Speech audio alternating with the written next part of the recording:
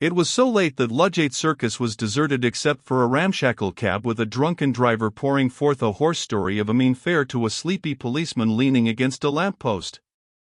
The sight of two gentlemen on foot when all buses had stopped running for the night raised fleeting hopes in the cabman's pessimistic breast, and changed the flow of his narrative into a strident appeal for hire, based on the plea, which he called on the policeman to support, that he hadn't turned a wheel that night, and amplified with a profanity which only the friendliest understanding with the policeman could have permitted him to pour forth without fear of consequences. He intimated his readiness to drive them anywhere between the Angel on one side of London and the Elephant on the other for 3 bob, or, being a bit of a sport, would toss them to make it 5 bob or nothing. The boundaries, he explained in a husky parenthesis, were fixed not so much by his own refusal to travel farther afield as by his horse's unwillingness to go into the blasted suburbs. As his importunities passed unregarded, he damned them both with the terrible earnestness of his class, and rumbled back into his dislocated story with the languid policeman. Colwyn kept his car in a garage off the Bridge Street archway. Thither they proceeded, and waited while the car was got ready for the roads by a shock-headed man who broke the stillness of the night with prodigious yawns, and then stood blinking like an owl as he leaned against the yard gates watching the detective backing the car down the declivity of the passage into Bridge Street. Before they had reached it, he banged the gates behind him with another tremendous yawn, and went back to his interrupted slumber in the interior of a limousine. It was a fine night for motoring. There was a late moon, and the earlier rain had laid the dust and left the roads in good condition.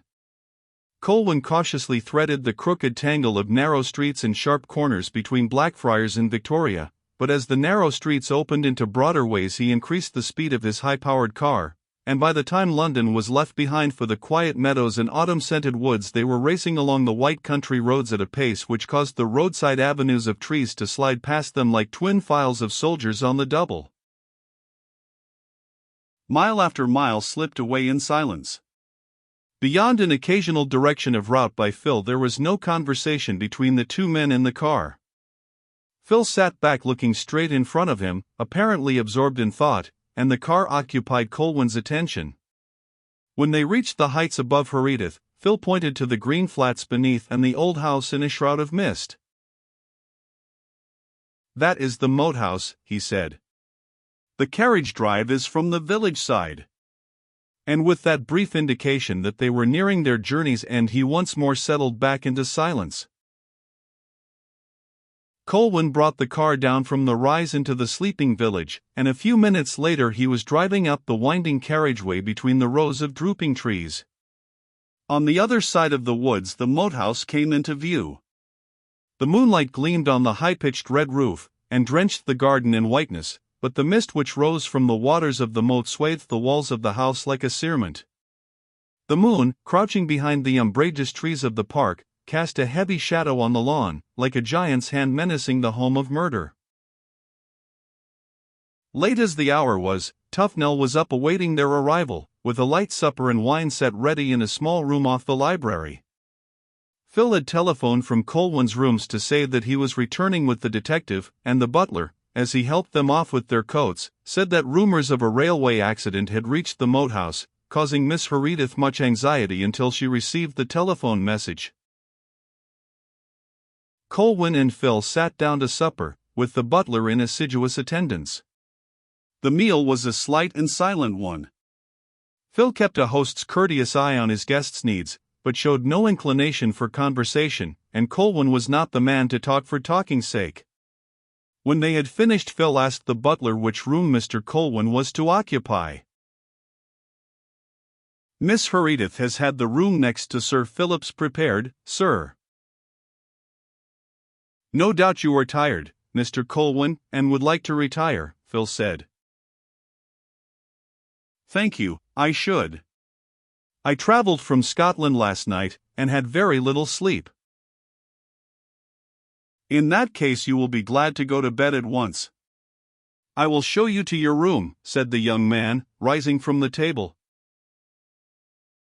"Please do not bother," replied Colwyn, noting the worn air and white face of the other. "You look done up yourself." Miss Herodotus was anxious that you should retire as soon as you could, sir, so as to get as much rest as possible after your journey, put in the butler, with the officious solicitude of an old servant. Then I shall leave you in Tufnell's care, said Phil, holding out his hand as he said good night. He went out of the room, and Colwyn was left with the old butler. Is it your wish to retire now? The latter inquired. I shall be glad to do so, if you will show me to my bedroom. The butler bowed gravely, and escorted Colwyn upstairs to his bedroom. This is your room, sir. I hope you will be comfortable. I feel sure that I shall, replied Colwyn, with a glance round the large handsome apartment. Your dressing room opens off it, sir. Thank you. Good night. Good night, sir. The butler turned hesitatingly towards the door, as though he wished for some excuse to linger, but could think of nothing to justify such a course. He walked out of the room into the passage, and then turned suddenly, the light through the open doorway falling on his sharpened old features and watchful eyes. What is it? Do you wish to speak to me? Said Colwyn, with his pleasant smile. A look of perplexity and doubt passed over the butler's face as he paused irresolutely in the doorway. I merely wish to ask, sir, if there is anything else I can get for you before I go. His face had resumed its wonted impassivity, and the words came promptly, but Colwyn knew it was not the answer he had intended to make. I want nothing further, he said. The butler bowed, and hurried away. Colwyn stood for a few moments pondering over the incident. Then he went to bed and slept soundly. He was awakened in the morning by the twittering of birds in the ivy outside his window. The mist from the moat crept up the glass like steam, but through it he caught glimpses of a dappled autumn sky, and in the distance a bright green hill, with a trail of white clouds floating over the feathery trees on the summit. As he watched the rapid play of light and shade on the hill, he wondered why the moat house had been built on the damp, unwholesome flatlands instead of on the breezy height. When he descended later, he found Tufnell awaiting him in the hall to conduct him to the breakfast table. In the breakfast room Sir Philip, Miss Herodotus, and Vincent Musard were assembled. The baronet greeted Colwyn with his gentle unfailing courtesy, and Musard shook hands with him heartily. The fact that Phil had brought him to the moat house was in itself sufficient to ensure a gracious reception from Miss Herodotus, but as soon as she saw Colwyn she felt impelled to like him on his own account. It was not the repose and simplicity of his manners, or his freedom from the professional airs of ostentatious notoriety which attracted her, though these things had their weight with a woman like Miss Herodotus, by conveying the comforting assurance that her guest was at least a gentleman. There was more than that. She was immediately conscious of that charm of personality which drew the liking of most people who came in contact with Colwyn. In the strong clear-cut face of the great criminologist, there was the abiding quality of sympathy with the sufferings which spring from human passions and the tragedy of life. But, if his serenity of expression suggested that he had not allowed his own disillusionment with life to embitter his outlook or narrow his vision, his glance also suggested a clear penetration of human motives which it would be unwise to try to blind. Miss Herodotus instinctively realized that Colwyn was one of those rare human beings who are to be both feared and trusted. "You will not see my nephew until later," she explained to him as they sat down to breakfast. "He is far from strong yet, and he has had so little sleep since his illness that I am always glad when he is able to rest quietly. I looked in his room a few minutes ago and he was sleeping soundly, so I darkened the room and left him to sleep on." Colwyn expressed his sympathy. His quick intelligence, gauging his new surroundings and the members of the household, had instantly divined the sterling qualities, the oddities, and class prejudices which made up the strong individuality of the mistress of the moat house. He saw, for all her dignified front, that she was suffering from a shock which had shaken her to her inmost being, and he respected her for bearing herself so bravely under it. The breakfast progressed in the leisurely way of the English morning meal. The tragedy which had darkened the peaceful life of the household nearly a fortnight before was not mentioned. Colwyn appreciated the tact of his hostess in keeping the conversation to conventional channels, leaving it for him to introduce the object of his visit in his own time. Only at the conclusion of the meal, as Miss Herodotus was leaving the apartment, did she tell him that she hoped he would let her know if there was anything he required or wished her to do. He thanked her, and said there was nothing just then. Later, it would be necessary for him to go over the house, under her guidance, if she could spare the time. She replied that she could do so after lunch if that would be suitable, and went away. Sir Philip followed her, and Colwyn and Musard were left alone. "Shall we have a cigar in the garden?" said Musard. He wished to know more of the man of whom he had heard so much by repute, and he believed that tobacco promoted sociability. He also desired to find out whether Colwyn's presence at the moat house meant that Phil had succeeded in impressing him with his own belief in the innocence of Hazel Rath. Colwyn willingly agreed. He realized the difficulties of the task ahead of him, and he welcomed the opportunity of hearing all he could about the murder from somebody who knew all the circumstances. Phil's personal knowledge of the facts did not extend beyond the point where he had fallen unconscious in the bedroom, and a talk with Musard offered the best available substitute for his own lack of first-hand impressions. The garden basked in the warmth of a mellow autumn sunshine which had dispersed the morning mist. In the air was the scent of late flowers and the murmurs of bees, the bright eyes of blackbirds and robins peeped out from the ornamental yews, and the peacocks trailed their plumes over the sparkling emerald lawns. But Colwyn and Musard had no thought of the beauty of the morning or the charm of the old-world garden as they paced across the lawn. It was Musard who broached the subject which was engrossing their minds. "It was very good of you to come down here, Mr. Colwyn. Your visit is a great relief to Miss Herodotus." "Does Miss Herodotus share her nephew's belief in Miss Rath's innocence?" "I would not go so far as to say that, though I think his own earnestness has impressed her with the hope that some mistake has been made. But her chief concern is her nephew's health, and she is anxious, above all things, to remove his mental worry and unrest. The mere fact that you have undertaken to make further inquiries into the case will do much to ease his mind." "I will do what I can. My principal difficulty is to pick up the threads of the case. It is some time since the murder was committed, and the attendant circumstances which might have helped me in the beginning no longer exist. It is like groping for the entrance to a maze which has been covered over by the growths of time." "Do you yourself believe it possible that Hazel Rath is innocent?" "I have come here to investigate the case. The police account for the girl's possession of Captain Nepcote's revolver, with which Mrs. Herodotus was shot, by the theory that she obtained it from the gun room of the moat house shortly before the murder. There is work for me to do both here and in London, in clearing up this point. It is so important that I cannot understand the attitude of Detective Caldew in dismissing it as a matter of no consequence. If Hazel Rath were convicted with that question unsettled, she would be condemned on insufficient evidence.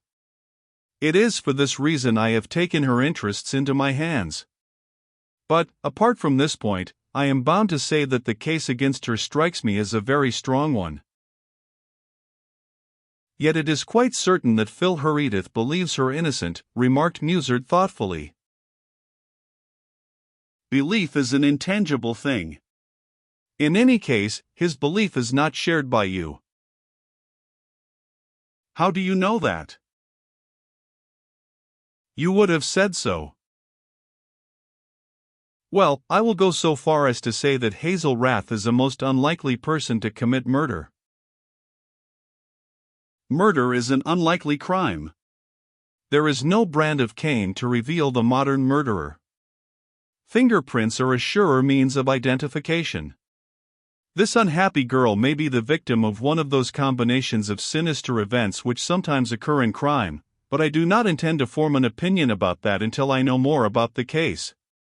For that reason I shall be glad if you will give me your account of everything that happened on the night of the murder. Philip Herodotus' story is incomplete, and I wish to hear all the facts." Musard nodded, and related the particulars with an attention to detail which left little to be desired. His version filled in the gaps of Phil's imperfect narrative, and enabled the detective to visualize the murder with greater mental distinctness. The two stories agreed in their essential particulars, but they varied in some degree in detail. Colwyn, however, was well aware that different witnesses never exactly agree in their impressions of the same event. Phil had made only an incidental reference to the dinner-table conversation about jewels, and Colwyn was not previously aware that the story of the ruby ring had occupied 20 minutes in the telling. "How did you come to tell the story?" he asked. Some of the ladies were admiring my ring, and Phil suggested that they should hear the story of its discovery. I had just finished when the scream rang out from upstairs, followed by the shot. "How long was the interval between the scream and the shot?" "Only a few seconds," replied Musard. "Some of us started to go upstairs as soon as we heard it, but the shot followed before we reached the door of the dining room." Colwyn reflected that this estimate differed from Phil Herodotus, who had thought that nearly half a minute elapsed between the scream and the shot. But he knew that a correct estimate of the lapse of time is even rarer than an accurate computation of distance. Musard knew nothing about two aspects of the case on which Colwyn desired to gain light. He had seen nothing of the target shooting in the gunroom the day before the murder, but he thought it quite possible that Captain Nepcote's revolver might have lain there unnoticed until the following night, because the men of the house party were a poor shooting lot who were not likely to use the gunroom much. He had heard the head gamekeeper say that there had been no shooting parties, and Tufnell had told him that only one or two of the men had brought guns with them.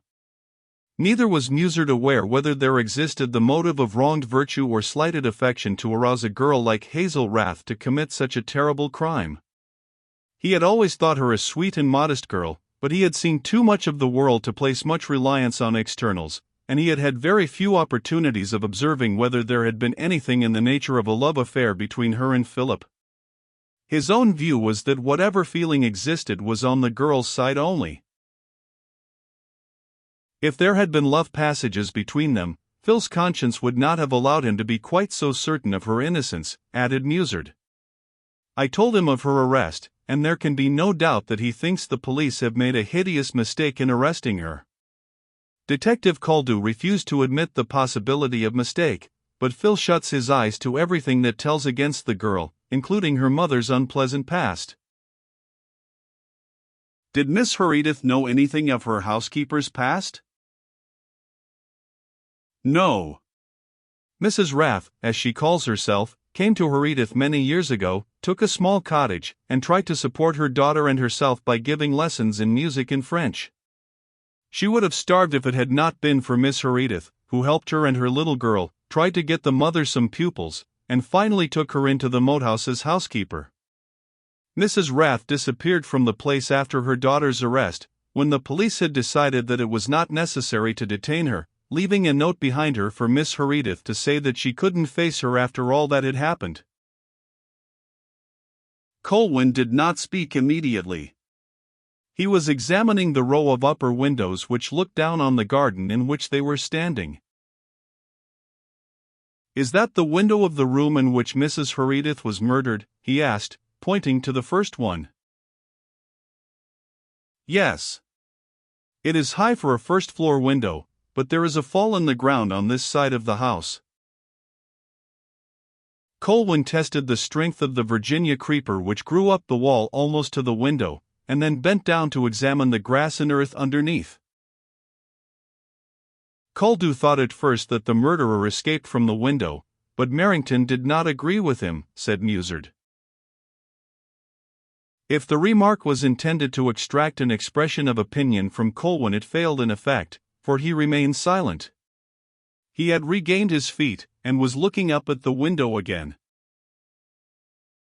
"Where is the door which opens on the back staircase of this wing?" he said, at length.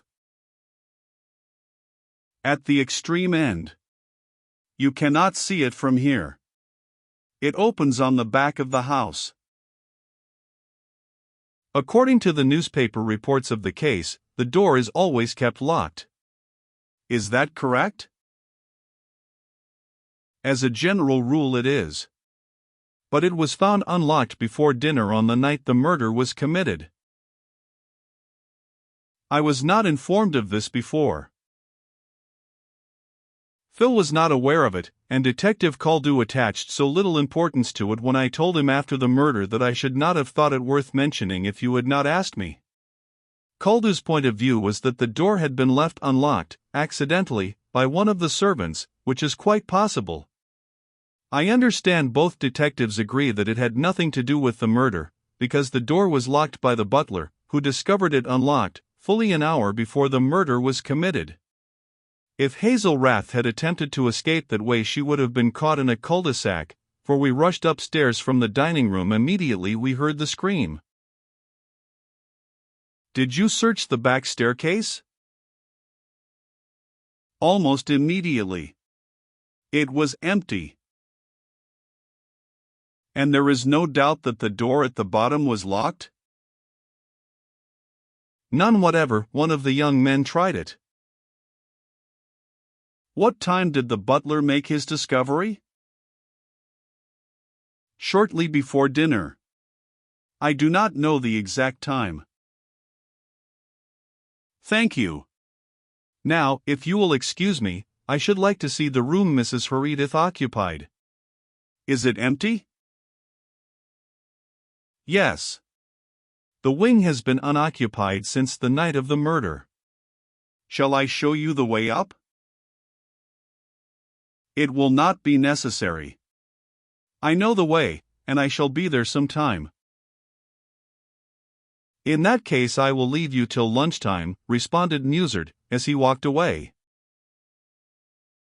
Colwyn did not go upstairs immediately. He took a solitary walk in the woods, thinking over everything that Musard had told him. Then he returned to the house and mounted the staircase to the left wing. His first act was to make a thorough examination of the unused back staircase at the end of the corridor. Then he entered the bedroom Mrs. Herodotus had occupied. The room had the forlorn appearance of disuse. The bed had been partly stripped, and the tall back chairs, in prim linen covers, looked like seated ghosts with arms akimbo. Colwyn's first act was to draw the heavy window curtains and open the window. He then commenced an examination of the room in the morning sunlight. His examination was long and thorough, but it brought nothing to light which added to his knowledge of the events of the murder. The time went on, and he was still engrossed in his scrutiny when the door opened and Phil entered the room.